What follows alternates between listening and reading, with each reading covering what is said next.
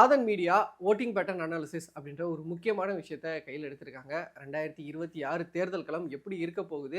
2021, 24ஓட ஒரு கம்பேரிசன வச்சு இந்த 2026ல எப்படி வேலை செய்யணும்? அரசியல் கட்சிகள் எப்படி வேலை செய்யணும்? வேட்பாளர்கள் எப்படி வேலை செய்யணும்? அந்த கட்சி நிர்வாகிகள் எந்த இடத்துல அதிகமா வேலை செய்யணும்? அப்படின்ற பல்வேறு டேட்டாஸ் தான் இந்த ஓட்டிங் பேட்டர்ன் அனாலிசிஸ்ல உங்களுக்கு கிடைக்கும். 234 தொகுதிக்கும் ஆதன் இந்த ஓட்டிங் பேட்டர்ன் அனாலிசிஸ பண்ணியிருக்காங்க.